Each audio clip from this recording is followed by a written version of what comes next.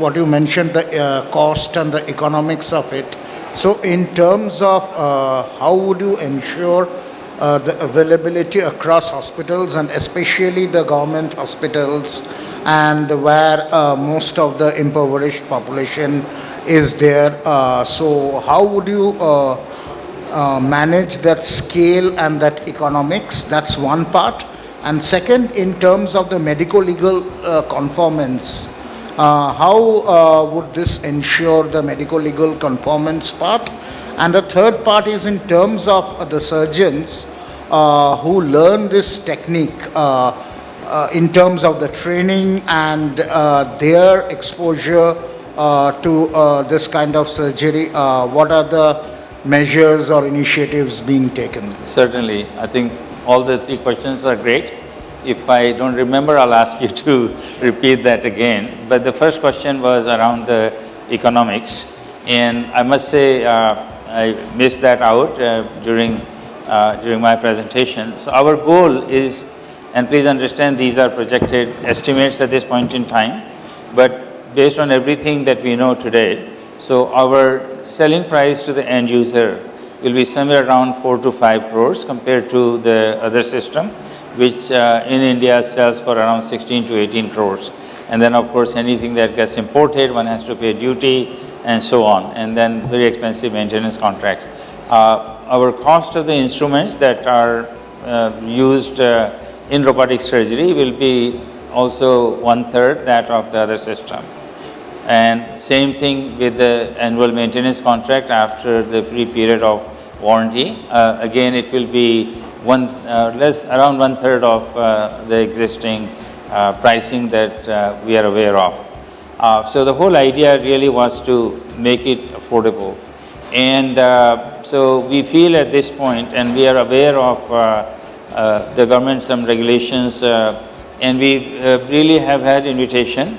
In fact, in the past we had almost like 85 letters of intent from various institutions for our system, including in the government hospitals.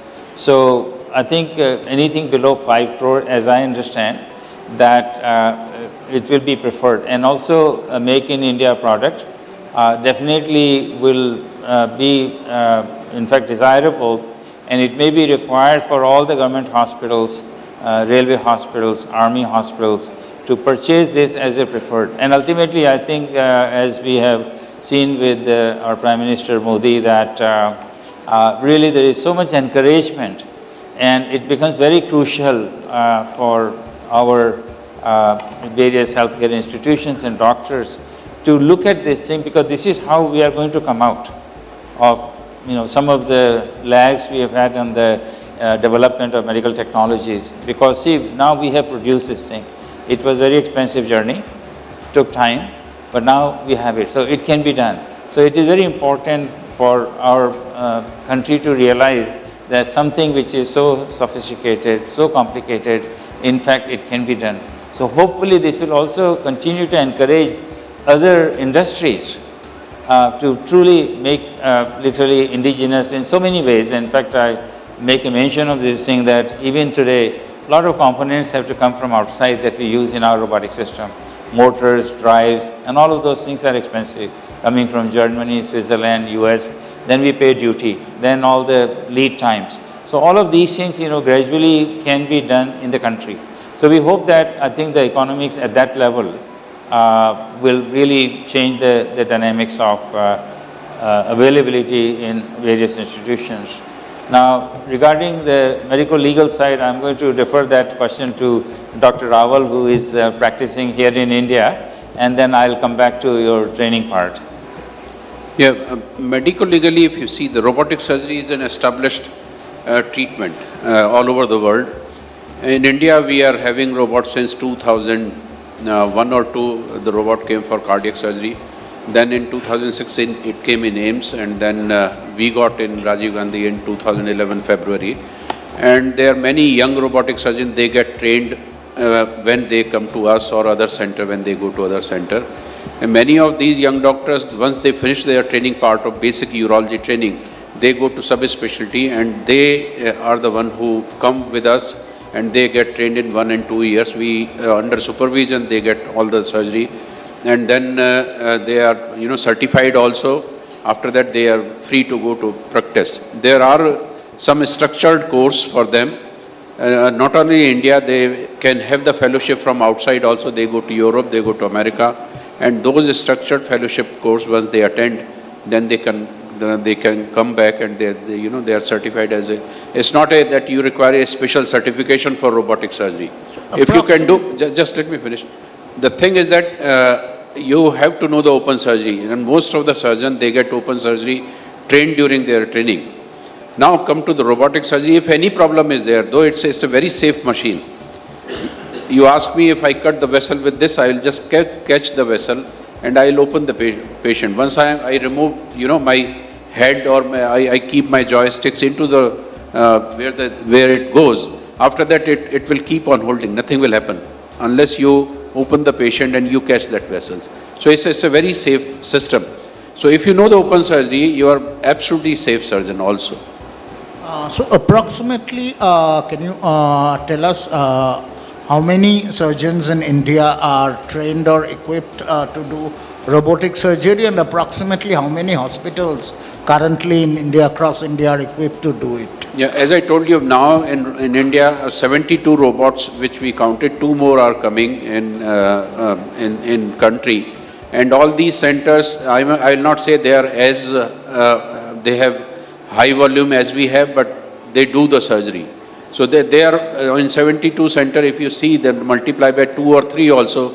So almost 300, 400 surgeons, they know the robotic surgery. It's not a bad number. But then looking at our population, it's a very minuscule. We should have this everywhere, even 2-tier city, and every hospital which is 100 bedded or 200 bedded. I think also I'll quickly cover, the medical legal side, and then I'm going to request Vishwa to address the training part, because he was instrumental in producing this platform. So robot, we must look at it as a surgical instrument in surgeon's hands. Robot truly is a misnomer. I think, as Dr. Raval pointed out earlier, it is truly a tele-manipulation through computer assistance.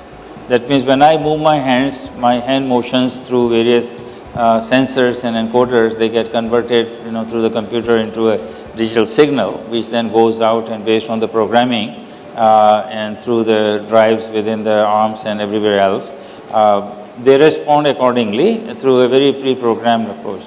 So the minute I take my hands off, it stops. So there is nothing automatic that occurs at the machine level.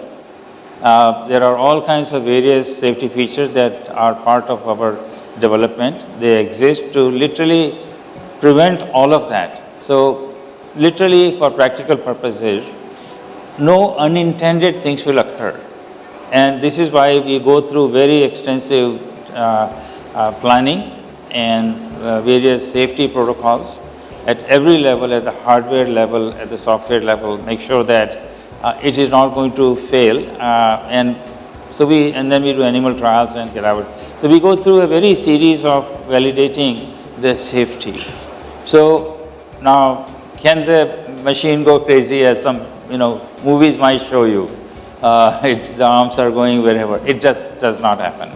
There is an emergency switch also that is there. So if anything unusual is noted, immediately surgeon pushes that and everything stops. So I think, unfortunately, the lawyers are around. They have a job to do, and sometimes it's easy to blame something else. And so, at least the system that has been around for 25 years now, they did receive lawsuits, but so far, to my knowledge, nothing ever has been proven that it went on because of the machine. There was always a human element associated with something going wrong, which can occur in any type of operation, whether it's a laparoscopic or open cases. So, if you don't mind, could you address the training as to what our training programs are planned? And we'll come back to you in a second. Huh? Yes. Yes. So, to answer your question, the mic on? Yeah. Great. So to answer your question regarding the training, so in surgery, as you might as well assume, that is entirely a team-oriented process. And success is based on the team being able to almost predict the next move. And that's one thing that you see in very seasoned programs like Dr. Rawal has with his team, or Dr. Srivastava had with his team. So our goal is, from a very early age, and one thing I did observe when I was observing Dr. Rawal's juniors, is that they were very comfortable utilizing a machine that they had never used before. And I think part of that also could be a generational thing. A lot of these, video game generation is my generation. I'm 43 years old, but I grew up, playing this. So this whole concept of hand-eye coordination just comes very naturally to, people who had access to this. And the whole question of access is really what's driving everything, by making the system available in the medical college level. In the U.S., medical system, we learn surgery. You can do some cases, but but you don't have so many opportunities, as you could in India. Just as Dr. Srivastava said, that a lot of doctors are coming out in their postgraduate studies as laparoscopic surgeons. You create in every medical college in India, as was said earlier, has the highest number of medical colleges in the world. So by making this system available, every surgeon, as was mentioned earlier, they have to go through open training.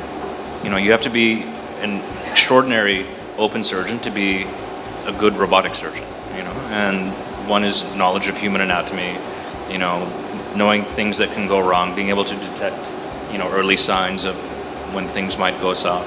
So in gathering all that training from an early age, then India can, having the most number of medical colleges, they have the most number of doctors, and they can have the most number of experienced robotic surgeons. Maybe Vishwa, if you could touch on our So with regional regards to- centers, Omni Studios. Yes, with regards to the Omni Training Center, so what we devised in 2010, 2011, with the help of some of the engineers sitting in the back of the room, was the Omni system, which allowed every participant in the operating theater to see everything in 3D. And we figured out a way to be able to stream and broadcast this so that, from the notion of tele-mentoring, so that a surgeon sitting at another location, we could watch him in real time. And now with the faster networks of fiber and 5G, it makes that an even closer reality, and to be able to accurately and competently perform that mentorship, so that a surgeon who is practicing, or they don't have to fly all the way to Delhi or to any other part in the world to get their training. They have a system, they can operate it, and we can walk them through it. And as was mentioned also with the 5G or telesurgery, when you have consistently dependable speeds that would allow for the safety and efficacy of remote surgery. And I think we'll stop on this part. And of course, we'll have a regular curriculum whereby you give them didactic session, hands-on training, and then generally the guidelines are you have simulation, and then proctoring of the cases. So in our case, we can proctor long distance. I'm sure Dr. Rawal has proctored many people and so on. And so this is generally how it is. And then, of course, we are going way beyond the regular training that occurs. So let's have another quick question, because then Mr. Kant will be coming on, right? There is Sandeep from Robo is listed, sir. Robo is one of the largest West Bengal and India. My question is, can this robot, your machine, perform all types of operation, or only hearts or surgery, open heart surgery like this? And what is the specialty of this robot other than other robotic surgery That's machine? a great question. So the robotic system is designed for all specialties, and I'll just enumerate them: urology, general surgery, gynecology, thoracic surgery, that means lung and esophagus, head and neck surgery, and cardiac. So essentially, all of these specialties are covered. Our robot right now is not designed for orthopedic, because it requires a very different approach. Also, with my experience, and we have a great world-class advisory board, we are also focusing, because all other robotic companies have given up on cardiac because it was difficult. In fact, originally the Da Vinci system was developed for totally endoscopic bypass surgery way back, but the technology was not there, and the instrumentation was not there, and it pretty much has stopped. So we feel that there are millions of patients that undergo heart surgery today with having the sternum cut open. So it's a huge opportunity for SSI, and we have already developed certain instrumentation. So not only we'll do all other specialties, but at the same time, create an additional focus on cardiac, which has been totally ignored, and no other company is touching cardiac to my knowledge. So we have created automated anastomotic connector whereby you can do bypass surgery. Literally, instead of manual sewing, insert this thing, in 6 seconds you join the arteries. Mechanically, every time reproducible. The whole operation becomes faster, better quality, and predictable outcomes. Same way, we are working on many other additional enabling technology, including we are going to be looking at what we call implantable valves, whereby instead of going through these long operations with our robotic assistant and without the use of heart-lung machine. So you literally can go inside endoscopically, and through the echo and image guidance, we can just plant these valves. As today, there is this thing called percutaneous valve implantation that occurs, but it's very, very expensive. So our goal again is to create implantable valve that will be very affordable and in fact can be done without the heart-lung machine. So patients can go home next day or 2 days later, don't have to go on bypass, heart-lung bypass machine. So this will cut down a lot of complications also. So let me just check, hopefully I've answered that, and there'll be more questions. So I know Mr. Kant is supposed to come. So where are we, Srinivas, on that? Dr. Jitendra was to introduce. It's at 1:35, yes, hopefully. So we're waiting for the confirmation, and he's likely to join us. But sir, would you want to take another question or no? Oh yeah, Can I ask a question? Yeah, we will sir? interrupt the minute we find out that they are available. So because as you know, these people have crazy busy schedules, and we are grateful that they are willing to accommodate this. So if there are more questions, we can address. Yeah, yes, please. sir. If you don't mind, use your microphone, please, because we cannot hear. I just want to know what is the first thing it can only, your machines can only do, not other machines. What is the specialty kind of? Cardiac will be one thing. Yes, cardiac is one thing. Yes. Okay. Anybody else has a question? Yes, ma'am.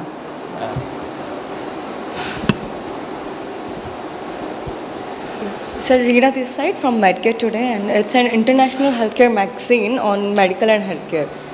So I have some product question, like when you are going to launch your product in market, and another one, I just want to know the social robotic and medical robotic are different. So please elaborate your I'm sorry, product. can I just pull your microphone a little closer? Thank you. Is it fine now? Yeah, now. Okay. So the first question was then when you are going to launch your product in market. Yes. And then another question is like surgical robotic and medical robotic are different. So please elaborate your product and its function. Sure.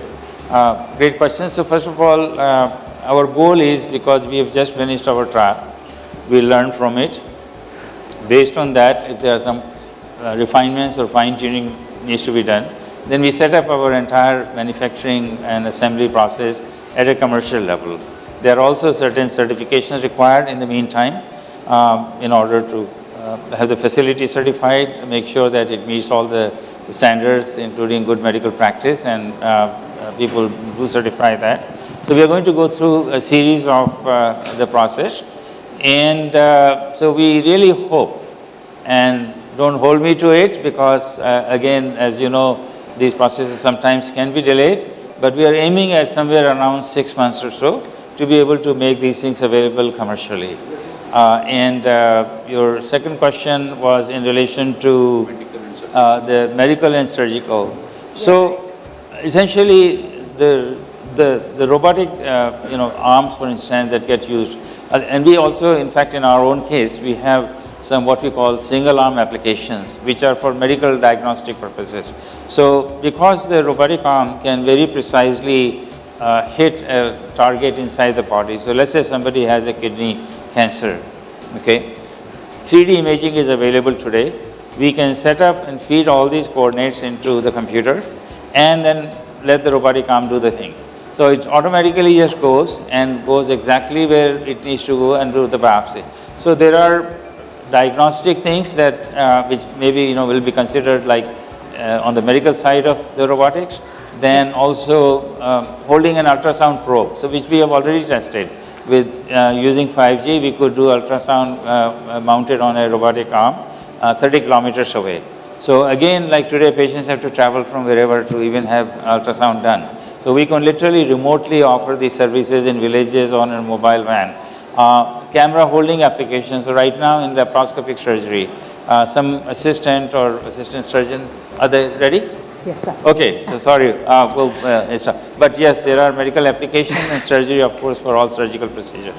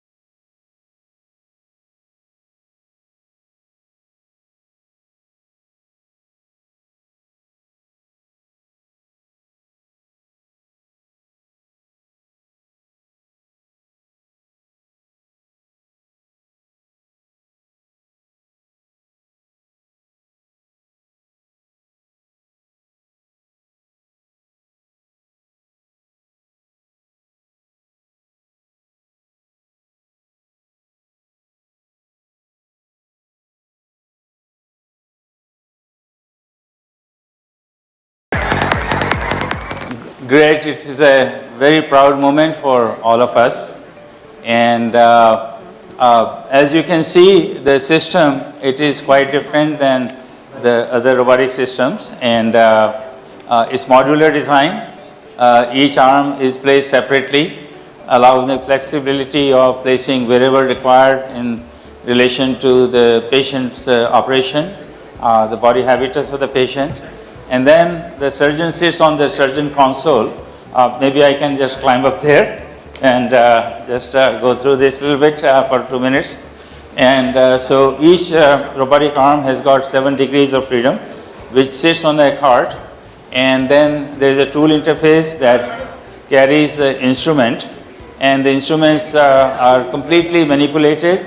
And the robotic arms from this side, the surgeon console, where the surgeon sits down and using the hand controls, looking at the 3D endoscopic view, I am able to literally control these robotic arms and the instruments very, very precisely.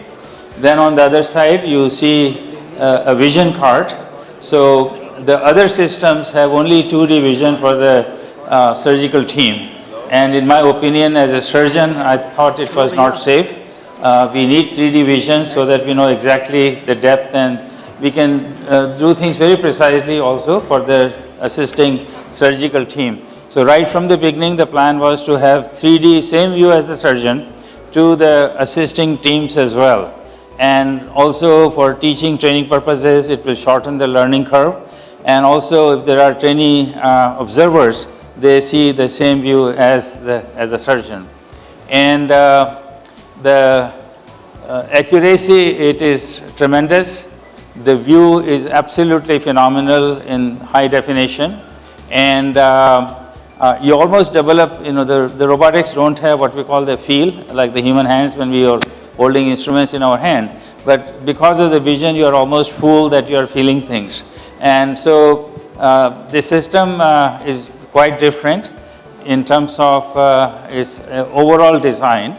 And and we hope to continue to add some of the more enabling technologies. And as I mentioned, we will have a specific, so the system, in fact, 2 arms can be used, 3 arms can be used, 4 and up to 5 arms can be used in our system, which offers huge flexibility. And unfortunately, the other systems, maximum they can go is 4 arms. So the 5th arm can be used to deliver some of the new automated enabling technologies that we are developing. So we are very proud of our achievement, and thanks to our engineering team, and thanks to guests, Dr. Sharma, Mr. Kant, for being part of this historic movement for us. So thank you all very much. Now, one thing I'm going to do, I will sit down on the console and just show you how it works. We're not going to do any major operations here, but just to show that the instruments can be what we call tele-operated while sitting away from the patient side.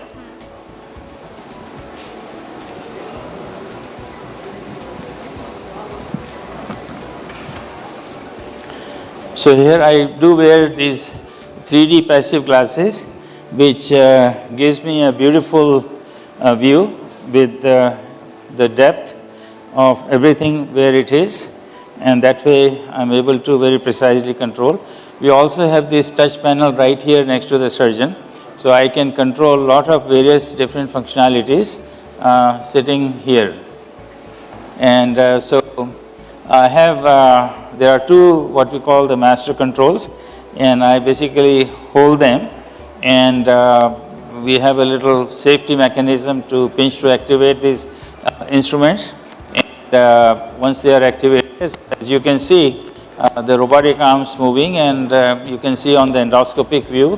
So I can literally reach and do whatever I need to do, literally sitting here in a very precise way. This platform is a little unstable, so if you do see a little shakiness, it is not because of the system, but it's just this is a machine, this is a platform has been made and it's not like an operating room floor. But as you can see, I can literally do all of these very intricate control motions using my hands. And also I have control of the camera system from here as well. So we have various foot paddles. So when I press the camera, I can move the camera remotely here and then try to get whatever view I need to get or wherever I need to see. So all of these functionalities are there. So right now you see the four arms, and there is a toggle switch also, so I can use the fourth arm also. And as I mentioned that we are capable up to fifth arm, and so one of these days we will have that.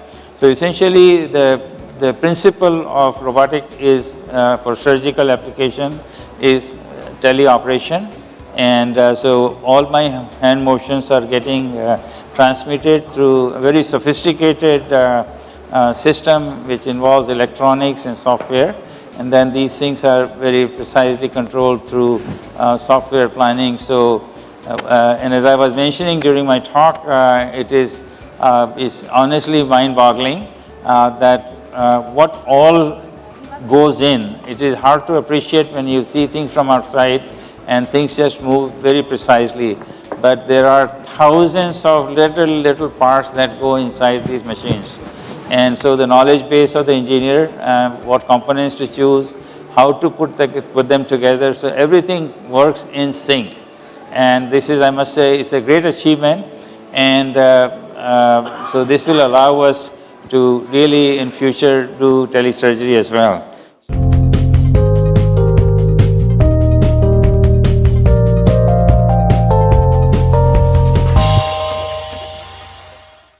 For more updates from CXO TV, please like and subscribe to our channel.